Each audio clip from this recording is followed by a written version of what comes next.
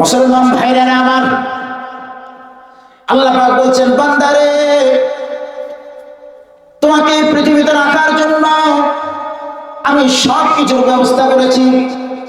وآتاكم من كل ما سألتموه وإن تعدوا نعمة الله لا تحصوها।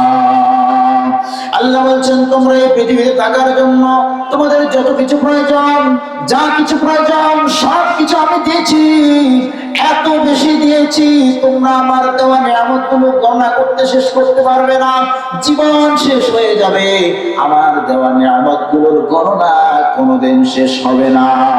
একবার জোরে কন্যা সুবহানাল্লাহ। আল্লাহ আমাদেরকে যত নিয়ামত দিয়েছেন গুণে শেষ করা যাবে? যাবে? গুণে শেষ করে যাবে। মুহতারাম হাজিরিন, সেই আল্লাহ বলছেন, বান্দা আমার কাছে আসতে হলে কি লাগবে? নির্ভেজাল ঈমান, নির্ভেজাল ঈমান এবং রিয়া মুক্ত, বিদআত মুক্ত আমল। আসেন, রাসূল আকরাম সাল্লাল্লাহু আলাইহি ওয়াসাল্লাম বলেছেন, আমার উম্মত সবার পরে দুনিয়াতে এসেছে, সমস্ত উম্মতের পরে উম্মতে মুহাম্মদী কি দুনিয়াতে আসছে, কিন্তু এই উম্মতে মুহাম্মদী সবার আগে কিন্তু জান্নাতে যাবে। সুবহানাল্লাহ বলেন। এখন প্রশ্ন, সবার পরে দুনিয়াতে আসা উম্মতে মুহাম্মদী সবার আগে কিভাবে জান্নাতে যাবে? আবার অন্যদিকে অন্যান্য উম্মতদের হায়াত কত বেশি, লম্বা লম্বা হায়াত তারা পেয়েছেন, শত শত বছর তারা ইবাদতে কাটাইতে পারছেন, কিন্তু উম্মতে মুহাম্মদীর টোটাল হায়াতে 60 থেকে 70 বছর। তাহলে এই হায়াতের ভিতরে উম্মতে মুহাম্মদী ছোট্ট একটা শৈশবকাল কাটায়, কৈশোরকাল কাটায়, বিবাহ শাদী করে, পড়াশোনা করে, চাকরি বাকরি করে, নিজের ঘর বাড়ি বানায়, এরপরে সে না মানুষে আস্তে আস্তে ইবাদতের দিকে কি হয়, মনোযোগী হয়। তো এত অল্প সময় ইবাদত করে অন্য সমস্ত উম্মত যারা নাকি শত শত বছর হায়াত পেয়েছেন তাদের আগে জান্নাতে চলে যাবে, এটা কিভাবে সম্ভব? প্রশ্ন আসে না? আল্লাহর নবী মুহাম্মদুর রাসূল সাল্লাল্লাহু আলাইহি ওয়াসাল্লাম হাদিসে পাকের মধ্যে আমাদের জন্য এমন কিছু আমল শিখিয়ে গেছেন, আমাদেরকে এমন কিছু ছোট্ট ছোট্ট আমল শিখিয়ে গেছেন। নবীজি বলেন, আমার কোন উম্মত যদি এই আমলগুলো করে নিশ্চিত ওই ব্যক্তি আল্লাহর তৈরি জান্নাতের মেহমান হয়ে যাবে। আমার কোন উম্মত যদি ওই আমলগুলো করে অবশ্যই অবশ্যই সে কোথায় যাবে? জান্নাতে যাবে। এরকম জান্নাতে যাওয়ার আমলগুলোর কথা শুনতে চান কি চান না? তাহলে একটু আগায় আসেন, ফাঁকা জায়গা পূরণ করেন, একটু আগায় আসেন, ফাঁকা জায়গা পূরণ করেন। মুহতারাম হাজিরিন, রাত অনেক গভীর হয়েছে, আমি এমন কয়েকটি আমলের কথা বলবো, আমার পর্দার অন্তরালের মা বোনেরা যারা আছেন একটু মনোযোগ সহকারে শুনবেন। ছোট্ট কয়েকটি আমলের কথা বলবো, যে আমলগুলোর সাথে, প্রত্যেকটা আমলের সাথে জান্নাতের ওয়াদা আছে। কিসের ওয়াদা আছে? যে কেউ দেখো জান্নাতের ওয়াদা আছে। এই আমল করলে জান্নাতি, এই আমল করলে জান্নাতের মেহমান, এই আমল করলে আল্লাহ রাব্বুল আলামিন তাকে নিজ দায়িত্বে জান্নাতে পৌঁছে দেবে।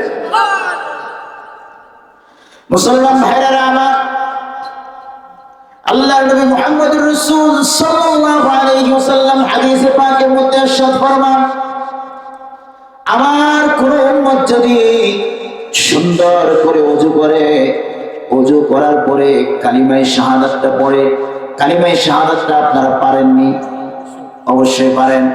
আশহাদু আল্লা ইলাহা ইল্লাল্লাহু ওয়া আশহাদু আন্না মুহাম্মাদান আবদুহু ওয়া রাসূলুহু।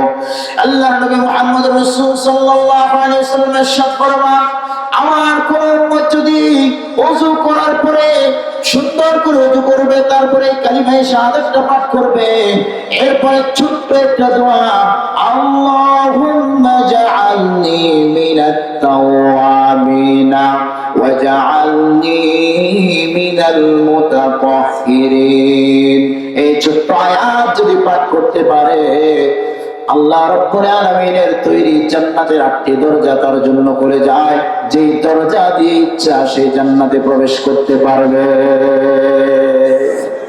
আমল সে জিন্দেগি বনতি जन्नत भी जहन्नम भी ये खाकी अपनी फितरत से न नूरी है न नारी ये खाकी अपनी फितरत से न नूरी है न नारी। भाइরা আমাদের এই সাড়ে তিন হাত বডির সর্বশেষ চূড়ান্ত সিদ্ধান্ত আমলের মাধ্যমে নির্ধারিত হবে। কিসের মাধ্যমে? আমলের মাধ্যমে নির্ধারিত হবে। আপনি আব্দুল্লাহ মুসলমানের ঘরে জন্মগ্রহণ করেছেন, এই জন্য আপনি জান্নাতি হয়ে যাবেন না। আপনি ওই হরিলাল বট্টাসের ঘরে কেউ জন্মগ্রহণ করেছে, হিন্দুর ঘরে জন্মগ্রহণ করার কারণে সে জাহান্নামী হয়ে যাবে না। এই সাড়ে তিন হাত বডিতে আল্লাহ রাব্বুল আলামিন যতদিন তাকে হায়াত দিবেন, এই গোটা হায়াতের কি আমল সে করেছে ওই অনুপাতে তার জন্য জান্নাত আর জাহান্নাম নির্ধারিত হবে। যদি নেক আমল করে থাকে, ভালো আমল করে থাকে, আল্লাহ রাব্বুল আলামিন তাকে জান্নাত দিবেন। আর যদি বদ আমল করে থাকে, আল্লাহ রাব্বুল আলামিন তাকে কোন দিকে দিবেন? কোন দিকে দিবেন? জাহান্নামে দিবেন। তাহলে আমল দিয়ে আমাদের জিন্দেগির চূড়ান্ত পরিণতি ডিসাইড হবে। আমাদের জিন্দেগির চূড়ান্ত পরিণতি কোন নাম যশ খ্যাতি দিয়ে চূড়ান্ত হবে না। মসজিদের ইমাম সাহেব তাই জান্নাতে চলে যাবে না? এলাকার চেয়ারম্যান সাহেব জান্নাতে চলে যাবে না? জান্নাতে যেতে হলে কি লাগবে? আমল, আমল, আমল। এই কত জুব্বাওয়ালা, টুপিওয়ালা, পাঞ্জাবিওয়ালা জাহান্নামে চলে যাবে, এবং সর্বপ্রথম জাহান্নাম উদ্বোধনই করা হবে টুপিওয়ালাদেরকে দিয়া। যারা ওলামা ইকরামকে পছন্দ করে না তারা এখন খুব খুশি। হ্যাঁ ঠিক আছে, টুপিওয়ালাগুলো দিয়ে কি করবো? জাহান্নাম উদ্বোধন করবো। এই টুপিওয়ালাগুলো দিয়ে আবার জান্নাত উদ্বোধন করবো। চিৎকার দিয়ে বলুন না সুবহানাল্লাহ। মুসলমান ভাইরা আমার, বোঝাতে চাচ্ছি জান্নাতে যাওয়ার জন্য অন্য কোনো কোয়ালিফিকেশনের দরকার নাই, অন্য কোনো যোগ্যতার দরকার নাই। দুনিয়ার মধ্যে আপনাকে কেউ চিনে নাই, কেউ জানে নাই। দুনিয়ার মধ্যে আপনি একজন দিন মজুর শ্রমিক ছিলেন, দুনিয়ার মধ্যে আপনি একজন অখ্যাত ব্যক্তি ছিলেন, দুনিয়ার মধ্যে আপনাকে সমাজে কোনোদিন কেউ সামনের কাতারে দেয় নাই, কিন্তু আপনার আমল ভালো, আল্লাহ আপনাকে পছন্দ করে। কাল কিয়ামতের ময়দানে আপনি চূড়ান্ত সফল হয়ে যাবেন, আপনি জান্নাতে পৌঁছে যাবেন। অন্যদিকে দুনিয়াতে সবার আগে, মসজিদেও সবার আগে, মাদ্রাসার সভাপতি সবার আগে, এলাকার সবার আগে উনি, জানাজাতে সবার আগে উনি, সব মজলিসে উনি সবার আগে, কিন্তু আমল ভালো না। আমল কি না? ভালো না। দুনিয়াতে যত ক্ষমতাই থাকুক না কেন, চূড়ান্ত বিচারে তিনি বিফল।